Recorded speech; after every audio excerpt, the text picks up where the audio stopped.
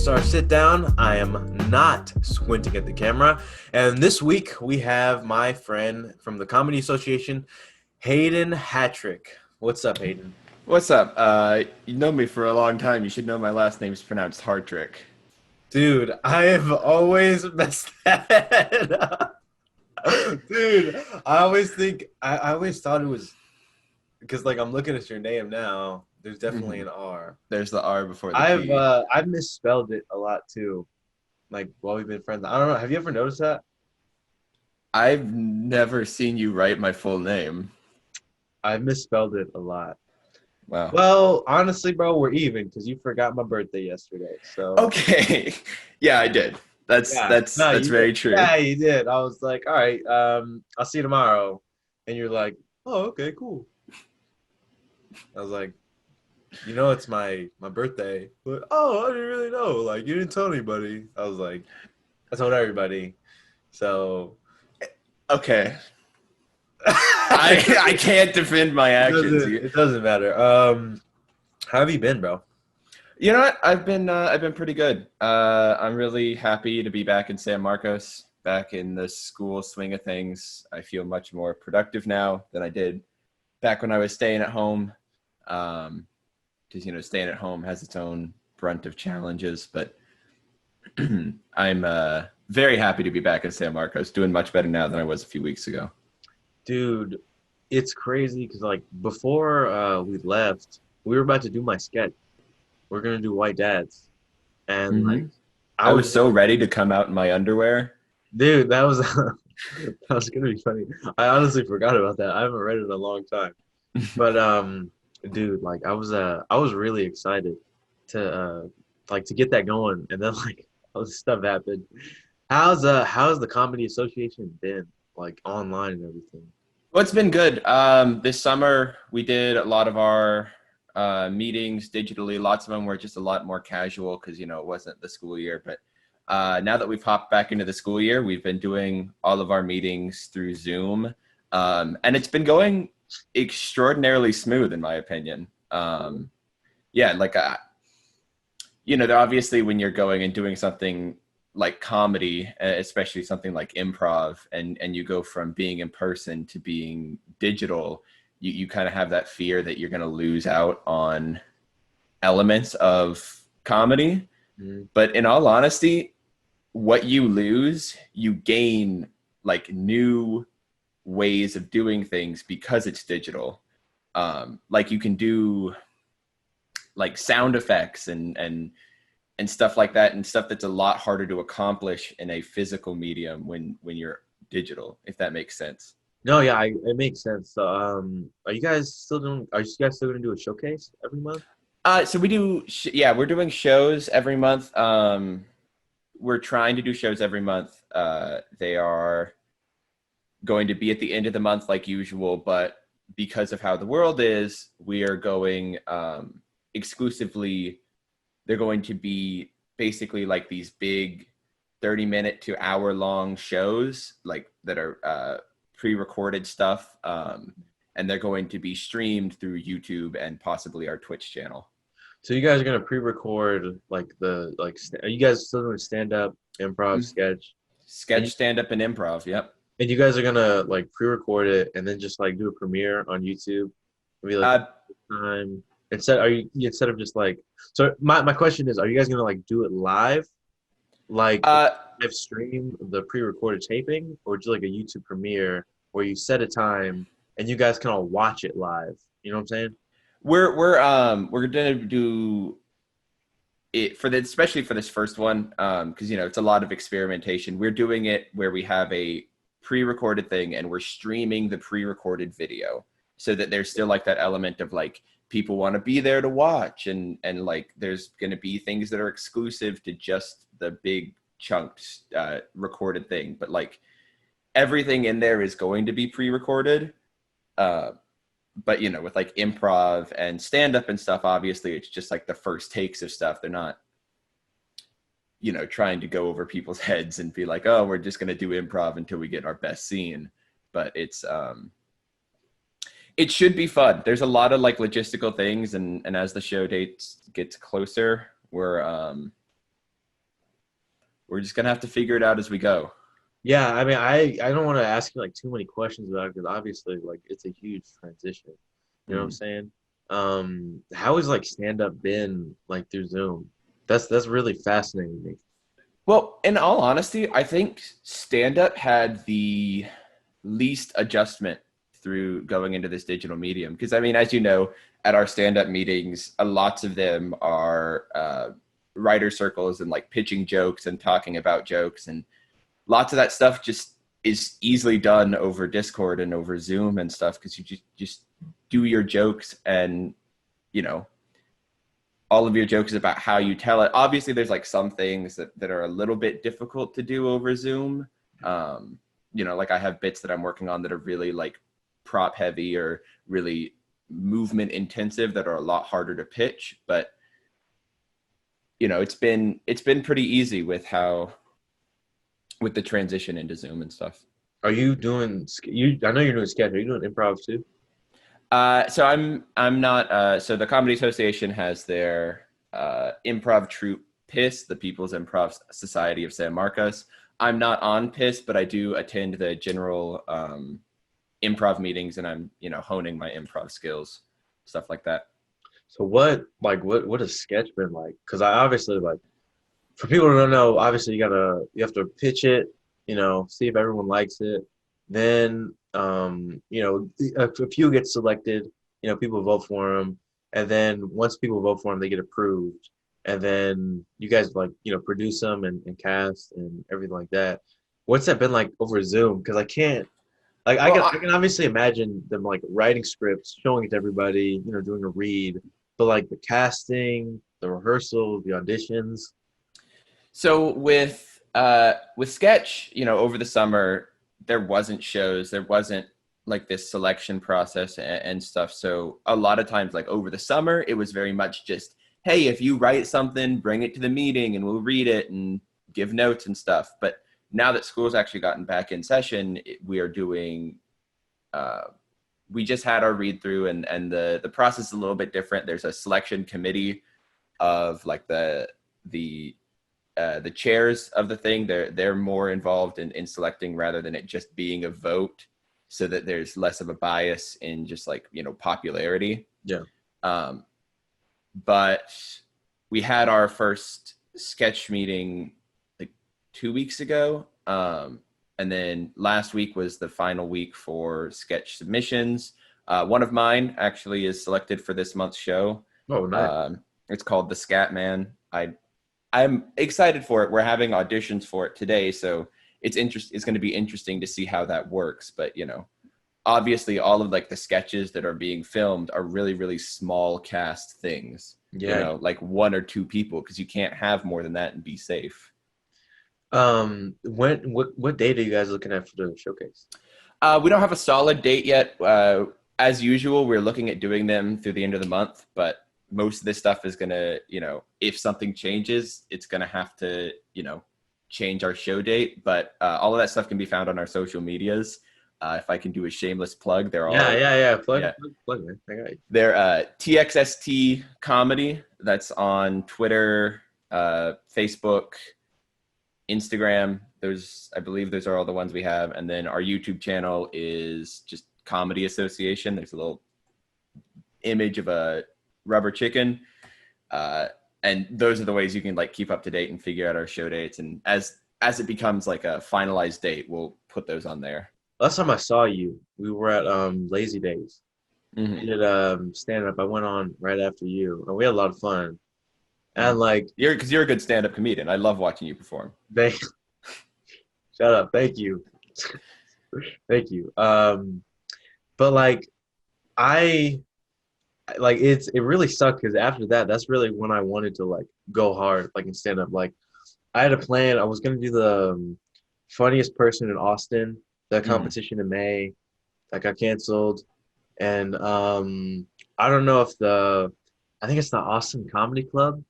I don't know how they're doing now, but like a couple months ago, I know they were really struggling, like in terms of like business, because like people can't come in, and I feel like with stand up, like I don't like you had asked me if I wanted to go to like the open mic, and I was really hesitant just because like it's not really fun, like to me, without like the live audience. You know what I'm saying?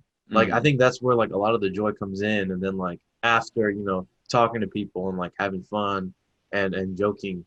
So I feel like that is kind of lost with the Zoom comedy. I mean, you can tell me what your perspective is because I obviously I didn't do it, I haven't done it, but like, what have you felt like in that transition?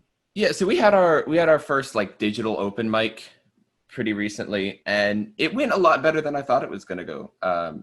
Obviously, I shared your same fears of like, you're going into a digital environment. Are you going to lose that like audience feel? And in all honesty, I I wasn't super confident about performing. I wasn't sure I was gonna. I was working on some new material. I think I've mentioned my bag of burgers bit to you before. Um, I can't remember. it's it's its own thing. It's like kind of one of those jokes that I've really been working on and haven't really debuted it yet. And I was thinking about debuting it, but then I was like, I don't know. It doesn't really feel like there's an audience. And then I set in on like the first couple of stand-ups, and it just felt like an open mic. I think a lot of that comes from just like I've gotten used to the way the world is now and gotten used to having to like change the feelings of um, like not being in person. And maybe it was like I was so deprived of the audience feel that this like pseudo audience feel felt like a real audience. But with Zoom and stuff, people can leave their mics on and you hear the laughter and you get the feedback and you can call people out to a certain extent and like talk to the audience and stuff, and you don't Was really lose a lot of that personal connection that you really get from stand up. really Mm-hmm. was the audience like just comedy association people? Lots of comedy association people. Just because that's kind of everybody that knew about it. I think we put it out on social media. We might have had a couple of non-com people hop in. I wasn't really paying attention to the roster because what we did is, whenever you're performing, everybody else turns off their video. And then I hid all like non-video participants. So I didn't really see anybody who wasn't performing. But it was like a 20-30 person turnout, which was pretty nice. That's good. And I encourage like everybody that's listening, whenever the showcase does come up or they start like promoting it, I'm gonna put it out on my social media. Follow me on Twitter at Kim Davis Jr. Because a big part of like what the Comedy Association does is that like they have to pass out flyers and like ask people to come. That's how they raise money.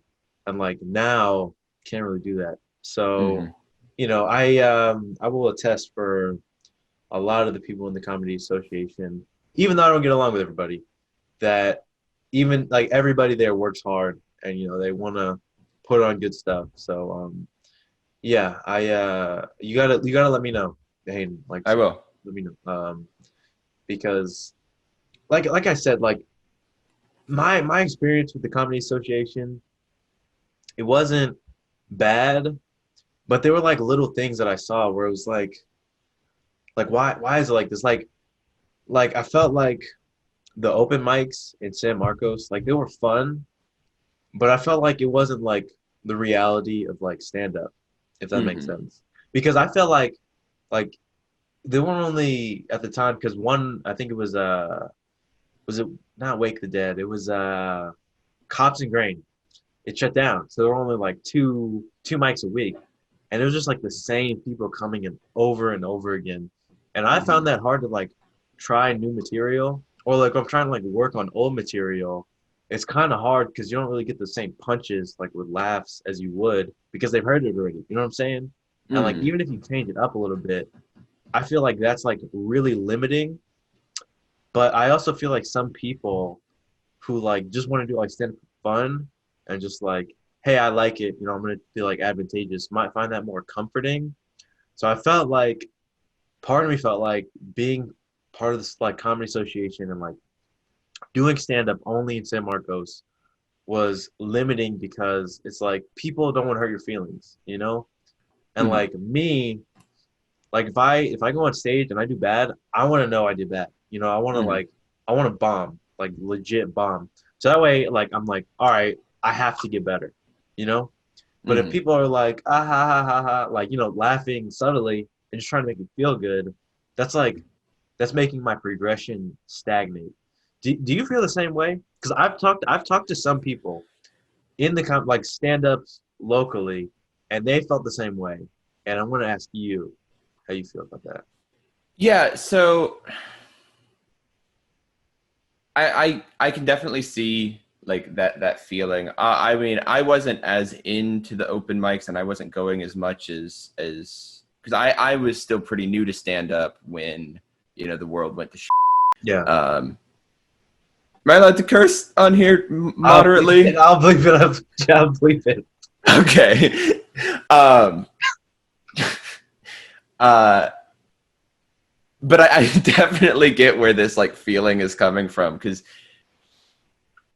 obviously, like when I watch stand-ups, sometimes it's like when they start to bomb, there's that feeling in you that's like, oh, I don't want them to go through the embarrassment of bombing.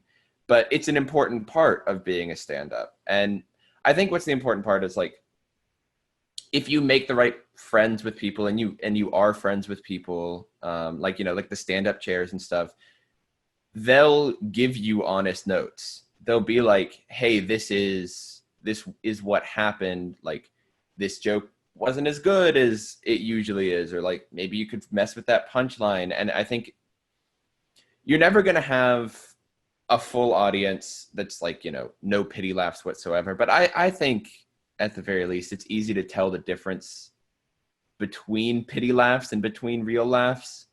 Like when you get an audience to laugh and you get them to really laugh, there's like that gut feeling that's different than when they just kind of go, oh, haha, I recognize that that's a joke.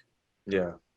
I think another reason too why it's harder here with like these little venues and like the same people, as like a lot of those people that are going to like these mics are going because they are trying to perform. So Mm-hmm. like it's different like performing in front of a bunch of people who do stand up than like a bunch of people who don't. Because like I feel like if you do stand up, you're like thinking and you're like analyzing instead of just enjoying. You know what I'm saying? Mm-hmm. I'm not saying you can't enjoy it. I'm just saying you're more like honed in on like, oh, I wonder what he's gonna do with this. Oh, maybe he's gonna call back. I wonder where this is going. You It's know what like I'm saying? watching movies as a film major. It kind of ruins your ability to just sit down and enjoy them. You enjoy them in a different way. You enjoy them by analyzing them. You know. Yeah, I mean it's like it's good because like when I watch people now, like big stand-ups, I'm like, this guy's amazing. Or this girl is amazing. You know what I'm saying? Like it's Mm. genuinely fantastic, especially like Chappelle. Like Yeah. the way he does things, like the way I see it now, I have so much more respect for him. I mean, I Um, just stumbled across a guy, James Acaster. He's got a Netflix like 4-part stand-up thing, and it is like some of the best stand-up I've ever seen. yeah.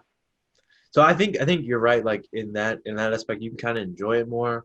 But I don't know. I like that's kind of why what for the summer I wanted to go between like Austin and San Antonio and like try and do like clubs, some improv, just try and get my name out there and like really know like if I'm good or not because I think I'm good, but I want to know like if I'm really good, you know? You know what I'm Hmm. saying? Hmm. So I felt like I Okay, it's don't know, I like think I it's. think Clayton and Hayden definitely do a good job in giving people opportunities and Mhm. being nice and like helping people grow, but I feel like it only works to a certain extent. It's like you can be good, but if you're never around people who are like the top and like the greatest, you won't understand like what you're missing there. And I think that's why it's important to go to places like Austin and San Marcos where there is so many more people. Yeah. Because it's a thing with San Marcos. San Marcos is a smaller town that, and a lot of open mics have been shutting down because they don't get the greatest turnout. Does Wake and Lazy I don't know about Lazy I don't even know if, like how their business is going, but for those they still do mics? I don't know. I don't think so though. And even if I even if they did, I wouldn't go. No, me neither. No, I'm kidding. Oh man. I don't know. I will say though, like with Sketch, for example, I learned a lot being in Sketch. It helped me tremendously. I feel like that because it like taught you like what it's really like to be like in a writer's room almost. Hmm. You know what I mean? Like people are like, this isn't good. Like they weren't that blunt. I wish they were that blunt. That'd be hilarious. That would. They're kind of just like, hey, you kind of need to do this better. It needs to be better here. Maybe take it in this direction. So I really like Sketch. I love it too. I mean, I love this club. Yeah, no, I know. How did that Dungeons and Dragons thing go? Yeah, so that's actually that's starting up here at the end of the month. Really? Yeah, we're doing it's been a long process just because everything's and trying to figure it out. But we're doing a Twitch streamed Dungeons and Dragons campaign. It's going to be on like the Comedy Association Twitch channel. I've got some wonderful players. I love all the people that are playing it. They've got some great characters, and they're comedians, so it's going to be a fun time. And we're going to hopefully have a bunch of like guest characters popping in. But I've been doing a lot of work fleshing out my world lore and doing all that like DM stuff that is just it's a really intensive process, and I've been working on it, thinking about it all summer, and I'm ready to like play, and it's going to be a fun time.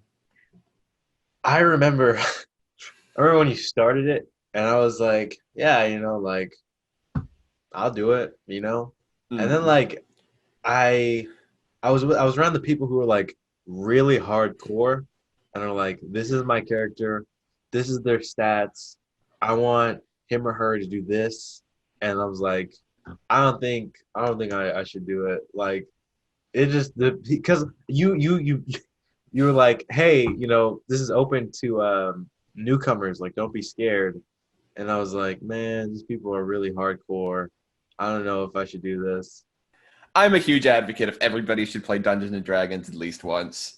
I think it's a really important thing.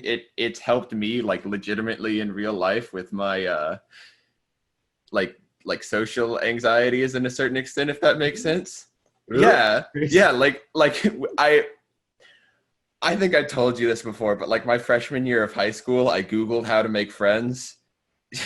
No, I've never heard that. That's really sad. Yeah, I looked at a WikiHow article because I didn't really fully understand how to like make friends. But then I played Dungeons and Dragons, and oddly enough, it's easier to have a real conversation with people and like know how to navigate that when you've had a conversation as a fantasy character talking to a dragon who's about to destroy a city. I'm happy for you. That's really Yeah. sad. That's really sad. But it turned out good.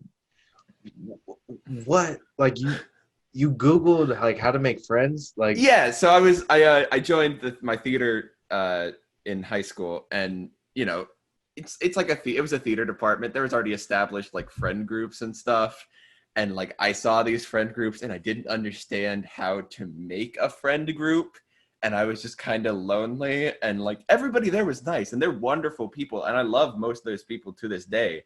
It's just like you see all these people make connections and you don't realize how those connections were made. So you take out your phone and you Google how to make friends. man. It's amazing how much you've grown. I've only known you for like a year, but I'm happy for you.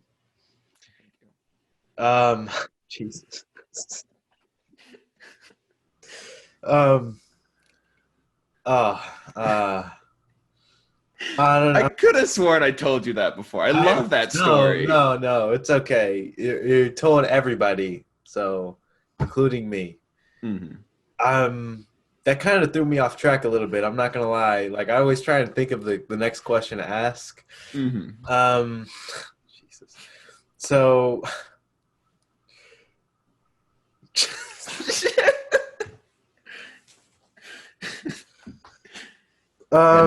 I think I might make that the promo clip for this episode. Oh, very much. I am full support. Okay, that's great. Jesus. Well, yeah, because you're no stranger to making fun of me. No, I thought about you when like all the Black Lives Matter stuff was happening, and like the protests were at a peak, and not like in a negative way, but for those who don't know, I used to always make fun of Hayden, and I would just say like he hates black people. He doesn't, but it would be really funny um, it'd just be really funny randomly, and he would be like, "Hey, stop saying that to people who don't know the joke, because I don't want people to really think I'm racist. Like I'm not racist." And he's not racist, but I remember when like everything was kicking off in June, I was like, "Man, I should probably stop that joke. I don't think it's a good thing for that joke anymore." I actually kind of talked about you on the last episode about like everything going on. And I know it's like it's a hot button issue and it's not like my intent to talk about it every episode, but it's important, especially to me being a black person. Like as a white person, like and a white guy, and obviously like I don't know how many like black friends you have. Like do you have a lot of black friends? Like genuine question. I do. I have a few. It's not like you know, I don't make friends based off race. It's just kind of who I interact with. But No, I got you. I mean, it's not like I was just saying because like I remember I like reached out to you. I was like, bro, like why have you been quiet? You know, because I was really angry. You know, mhm. and like I talked in the last episode, it's like as a black man, especially when like something like that happens, you see yourself, and you know it's not necessarily like, man, like that's really sad. It's more of like that could happen to me. Like I could be next. You know. Mhm. And I was really angry during that time, and I had to cut off like a lot of people, and I was like, you know, why haven't you spoken out about this? And you just said like, hey man, like genuinely, I don't know what to say. Like, what should I do? How should I help? Like, what were your thoughts during that time, and like how did that affect like the people that you were like interacting with? Well, like in my own like circles of where I'm talk with like the people I talk to and stuff, I was very vocal about like how I felt about the stuff. But when it comes to social media, there's like a weird. I think maybe some of it could have just been anxiety, but like I think performative activism is a thing that like runs rampant, where people Yeah, don't really like believe these things, or they're just saying it because they know that like it's the. I'm trying to figure out how to frame this properly, but like people just do this because they see everybody else doing it, you know? yeah, And I was really worried about like any post I made coming off in that. And since I don't use social media a lot, that's why I didn't know it was your birthday yesterday. I don't pay attention to that stuff. okay, But it was just something where it's like I had no idea how to even approach the situation. eh, That like which wasn't good, you know. I but having like no idea how to like approach these situations and stuff, and having it like there'd be no sense of like what do I even do, what is right to do. yeah. You kind of end up like shutting down and being like I can't do anything right now, you know. No, I mean I got you, man. It was just so personal for me, and I bet a lot of people felt the like same way you felt. You know, and like you said, like performative activism, it's really sad because it gets old. Like there were so many people, like you see, like the post on Twitter of like these people who like they post like the black square on the Tuesday, and then that Friday they just have like the Trump 2020, like nothing happened, Mm-hmm. and it's just. It's really annoying. I hated that blackout Tuesday. I thought it was so stupid. Yeah. I really thought it was so stupid. I think a lot of people were just like virtue signaling, and it's like, hey, you know, I'm on your side, and then they just went like back to their lives. Like, no, you didn't do anything. You know, it's a black screen. It just Yeah, no, like you commented on my post there, and like I leave that post up as a reminder, because it's just like, you said that, and then I kind of like thought about it. I was like, yeah, this is kind of dumb. Like this isn't doing anything. what did I say? You kind of went like, you were like, hey, if you haven't used your platform to speak up until right now, don't do it. Oh wow, jeez, yeah, I was really I was worried about our friendship. Like, obviously not as worried about like people's lives and stuff and like the real issues, but like there was a moment where like you saying that like really clicked with me and be like, I have to be smart about how I use the platforms that I have, because I can inadvertently hurt people yeah. by not doing stuff right, you know? I think like it was a lot of emotions during that time, man. Like I Hmm. said, and I can't really like explain see like the black experience or like our history and our culture, but that's really just why like it hit so hard. And like I said, man, like there was so much of that, and like Hmm. people that were just like, no, it's Blackout Tuesday, I'll post a black screen and I'm done. And it's like, nah, man, like that's not what it's about. And I obviously I know, like I joked about you being racist. I know you're not racist. I know, obviously I know. But it was just like that, like why are so many people just trying to like show off, like, hey, I'm on the right side of history, and then the next day just act like everything's normal, you Hmm. know? So yeah, I'm sorry about that, dude. It was just a lot of emotions. No, you don't need to apologize. You made a good point. You made a solid point. How do you think this is like gonna affect like comedy? You ever think about that? Oh, all the time. I I mean, I'm a comedian well, basically first and foremost, I'm a comedian, and it's one of those things where it's like there are going to be the people that like make jokes about this that don't make them right, and you start to realize like, oh, like this person who I thought was funny in the past and said these jokes that were kind of edgy actually has these just like terrible worldviews, you know? yeah.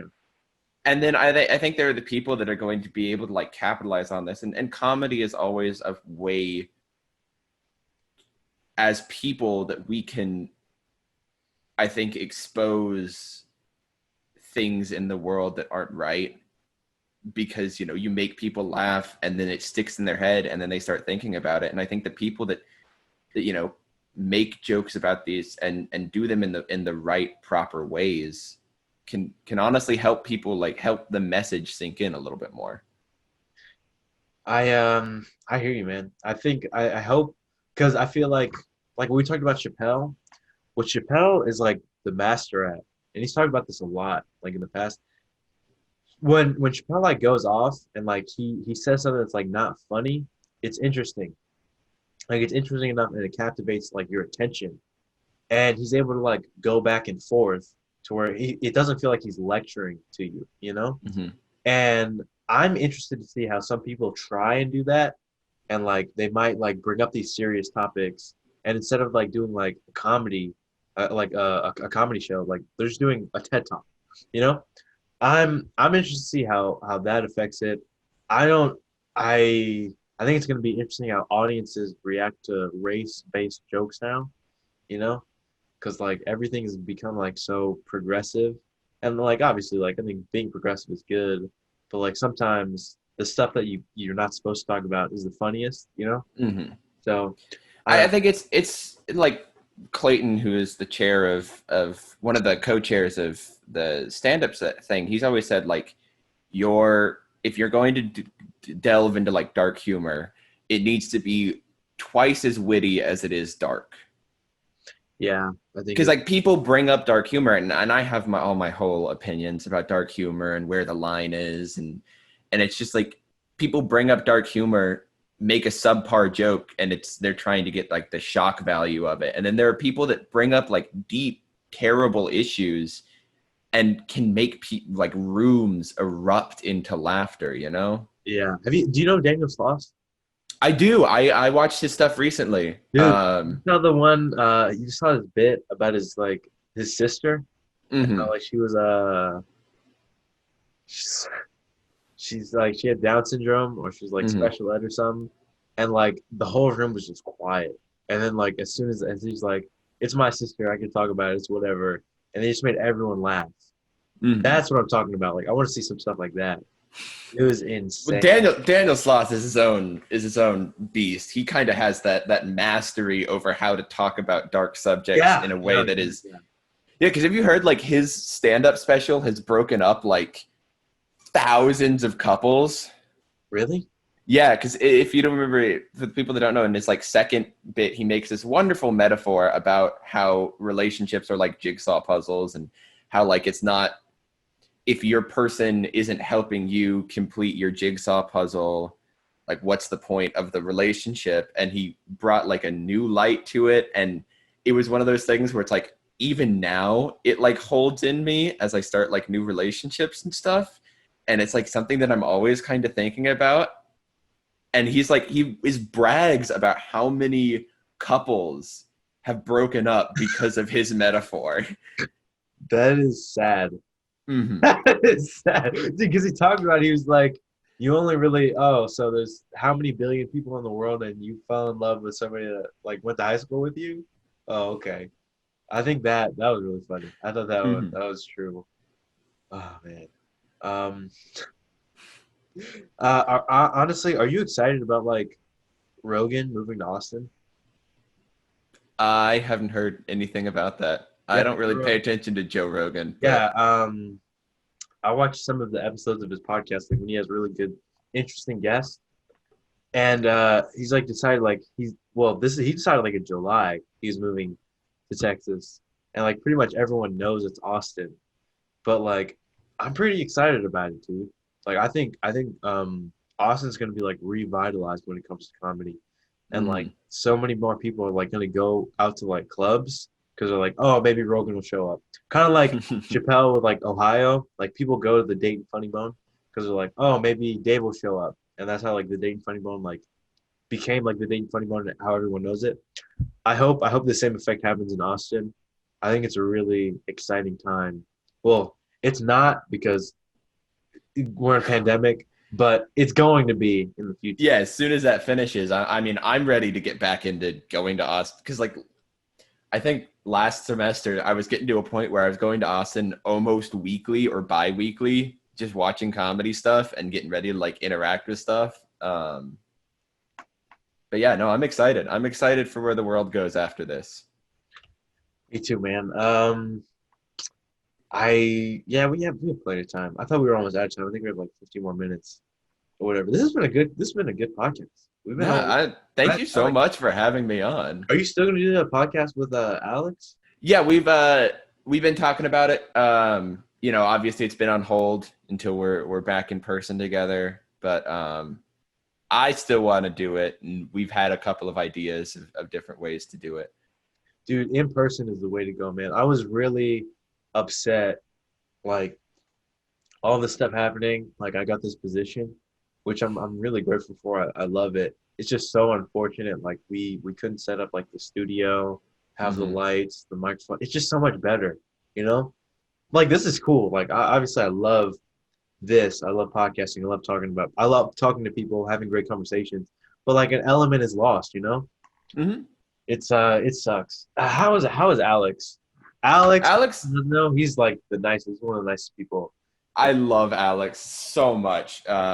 He's so funny, and his laugh always like elevates a room. He's doing pretty good. I saw him pretty recently. He came over to see our new apartment.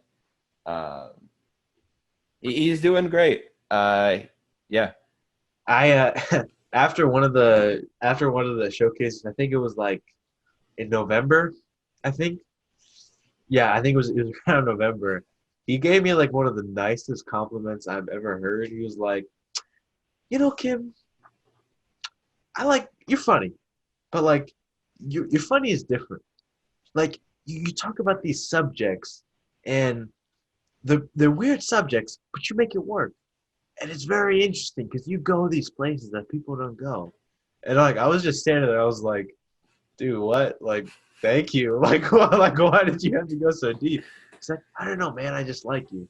And like after after that, you were there. You were there. I was talking to Hayden about all the people that I hate. And then he just started busting out laughing. And I was like, and you were like, you weren't one of them. I love you, man. He's like, yeah, man, you're a great guy. Ah, man, I miss that guy. Oh. Yeah. Oh, you did it. Now we both get bleeped. But nah, man. I think we should end it now. I think, Yeah. yeah, I think we had a really good episode. I enjoyed talking to you, man. I always enjoy talking to you. Yeah, no, we haven't talked in a long time, like in a long time, and Mm-hmm. hopefully in these next couple months, we could do stand up. Um, I really want to go to like an improv. You've been writing, right? Yeah, I've been more or less. Yeah. Not the most inspired writing after, staying at home for a while, It's but hard. It's it's really hard, so hard. dude. Have you been working on old stuff, or have you been like trying to come up with like new stuff? I've been trying to come up with new stuff. I mean, I really have been just the most unproductive lard over the summer. I think I wrote like one, maybe two sketches. Um, but I mean, I'm trying to come up with new stuff. Alex and I are working on writing a sketch, um, which is a lot of fun. Uh, but yeah, I've mainly been like kind of just tweaking old stuff and like just yeah, trying to make it work better. And like the new stuff, it's hard because like it mainly starts with like a premise and like the way I operate. I kind of just like to go on that premise and like just flow with it. And like the way it works on stage, I might just take it back, edit some more.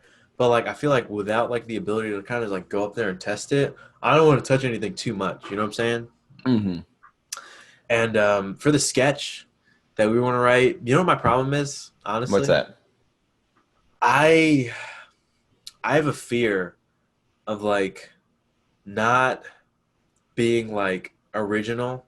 And I always fear because like I want to be seen as like someone who's really talented. Like I want to be good at Hmm. something. I want to be like magnificent. And like I'm a really controlling person. Not necessarily in a bad way. I just like things a certain way. And I've gotten better with it over time, like tremendously better. When I was young, it was bad, but now, I've learned to adjust.